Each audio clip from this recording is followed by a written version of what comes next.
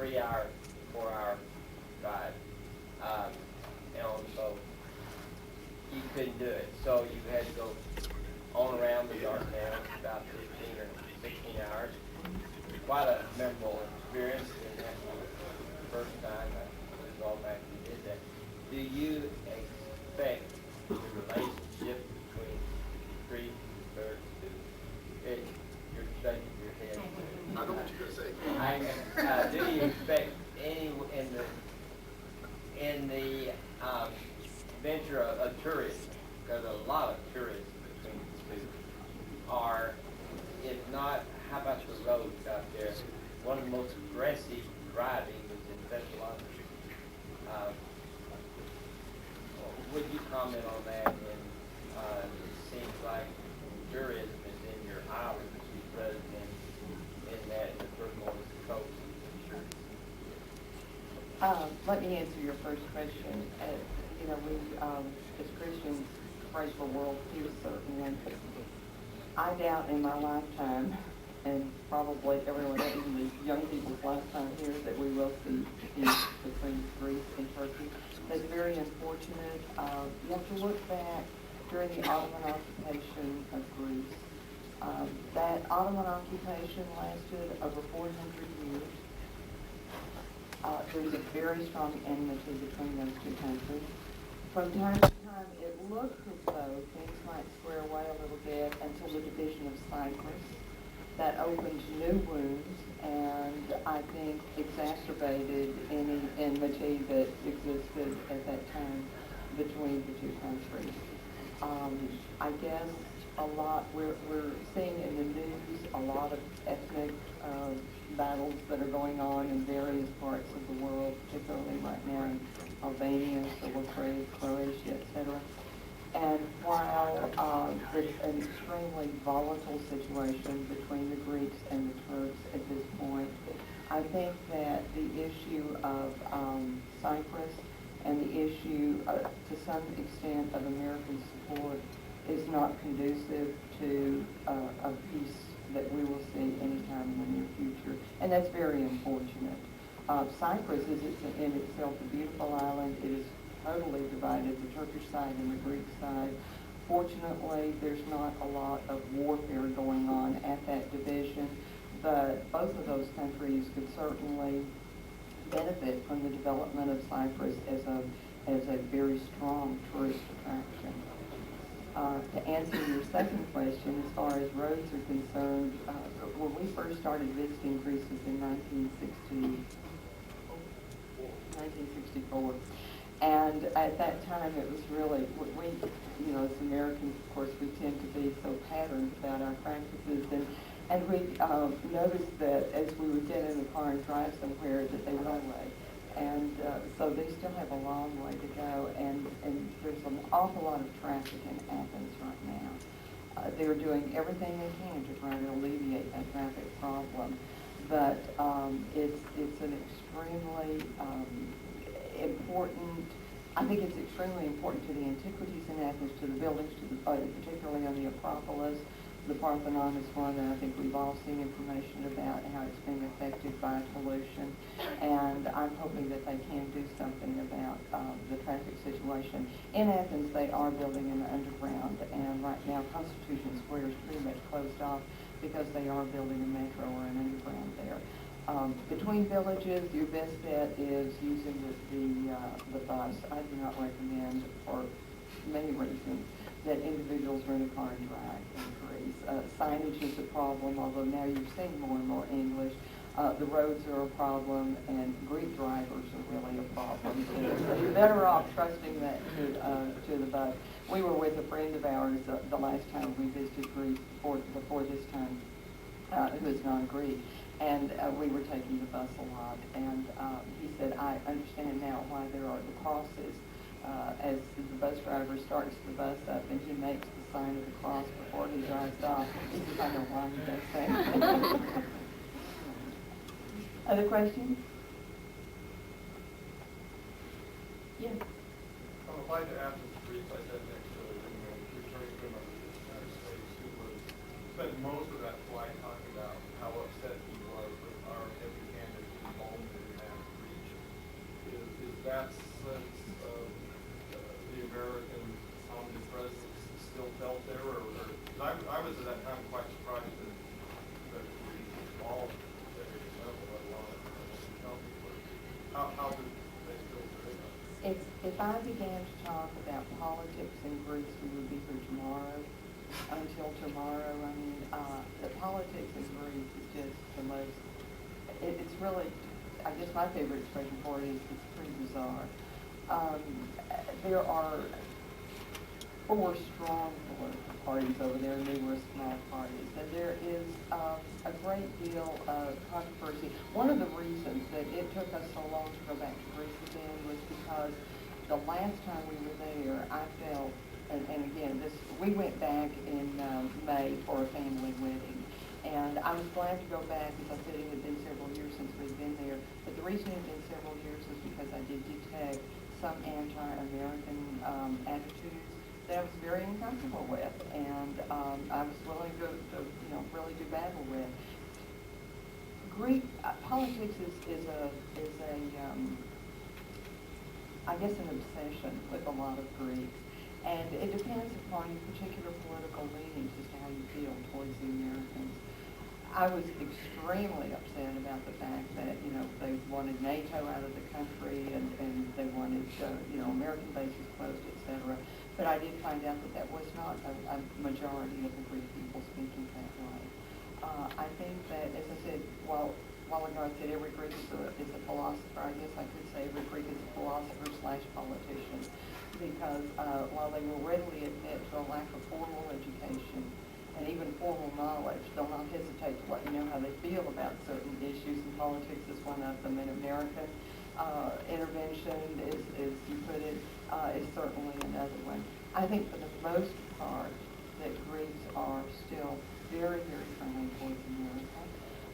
After all, a part of the Greek psyche is what they call philoxenia, that is the love of strangers, and you'll find them to be an extremely hospitable people. While you're sitting at their table enjoying their hospitality, they may well let you know how they feel about politics. But for the most part, I think the Greek people are still very, very friendly towards the Americans. And obviously, if he spent almost the entire flight telling you about it, he was coming from, his own sense of what he felt right now. Anyone else? I have a question. Given the uncertainty of several countries in the world with their economic status, how do you view Greece, and where do you think it's going to go? Greece originally was to be a part of part of the American, European community, as part of the Eurodollar.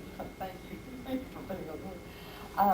And unfortunately could not get its economic situation status to a strong enough situation that they could join the European Union in the Eurodollar. That is something on which they are still working. One of the things that we were in hopes that Consul General Stenaros could tell you is that the Greek stock market seems to be a bright light in the economy in Greece right now. It's experienced about a 43% growth. Unfortunately, only Greeks can invest in the Greek stock market, so it doesn't allow for outside investment. But the goal is to work towards being a part of a strong part of the European community and being able to participate in with the Eurodollar. I think probably 2 years from now, from what I have read, not that I have any inside knowledge on it, but I think it looks like that goes 2 years from now, if they continue the way they are. Getting back to politics, one of the unfortunate things is every time the government changes, the whole philosophy changes. It's not like a partisan situation here. You've got Democrats or Republicans, and one swings to the other, but there are really wide swings as far as politics are concerned in Greece, and a lot will depend on what happens with the next election as well. If American business people go to Greece, what kind of cross-cultural ethical behavior would they be sensitive to? What are some of the things they can do, cannot do, things you do here are not cultural there? Okay. I know that, for example, my husband was involved in looking at some foreign business before he retired, and one of the things that you look at is what the cultural differences are and what things such as gestures or offside comments or something like that, what impact they may have in business relationships like that. There are not really any glaring that I can think of. I think most of the Greeks are fairly well Americanized in demeanor, if not in language. Obviously, the language is going to be an obstacle, although in the larger cities, most people now do speak English. And in fact, when we first started going to Greece, French was the second language that was taught in schools. Now it is English. And in all schools, even in villages, young people are taught English. Getting back to what I said earlier about the Greek psyche, I think you just have to understand that there has to be a lot of tolerance on the part of people who, and understanding of what being Greek means to, particularly to Greeks, that would impact probably on doing business over there. I know this is not a real specific answer for you, and the Consul General could obviously have given you a much better answer. But I think just the traditional norms of respect and for one another's culture and understanding a country that has been very poor for a long period of time, and just that simple understanding will probably get you as far as anything else. I mean, I can't stand here and tell you that if you make this gesture or that gesture, that that's going to insult anyone or be offensive to anyone. But you do have to understand that Greeks can't talk without gestures out there. What's the population? Approximately 10 million people right now, and about 7 million of them are in Athens. It's just, I mean, that's where the economic base is for Greece. There are over 4,000 islands in Greece, and many of those are uninhabited. Even those that are inhabited are not real large. Tourism is probably the main industry on the islands. So it's a struggling country. It's a struggling country. And about 4/5 of that land is not arable. So, there's just not a great opportunity there for economic development, other than tourism is a major one. And manufacturing is moving in. There's more and more manufacturing plants now being started in Greece. They also have a tremendous amount of aluminum and coal. Well, those are the two items that they do have there. Up until recently, a lot of the aluminum and bauxite was sent out of the country, and then it came back as a raw material, sheets that they make refrigerators and what have you. And I noticed lately they have set up mills to start manufacturing aluminum there and using it in the country. No, sending it out. But there is a tremendous amount of coal in the northern part of Greece, where they have a lot of power plants.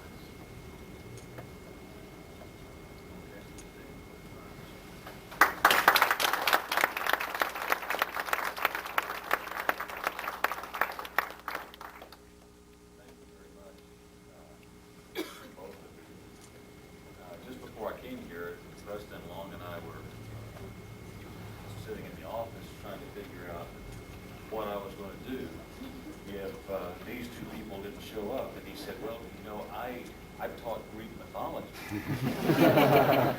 I said, great, I can talk about Cajun culture. I said, if we can mix those right, we might can make it interesting. He said, you think? He said, that's dangerous, but thank you very much. I appreciate that. Thank you for being here, and I learned something about Greece, and we hope that you take advantage of the next day or so, eat some Greek food, and I don't know if Mr. Spinarius is going to make the lecture tonight or not, but we do have the Olympics being discussed as well. Thank you very much for coming. Those of you that had the tickets for lunch, we've decided to have hot dogs since we have We're going to be downstairs in room 11. You can walk out this door and you can get to the stairs, go right down to room 11. We'll have lunch convened there. Thank you very much for coming. Enjoy the next day or so as we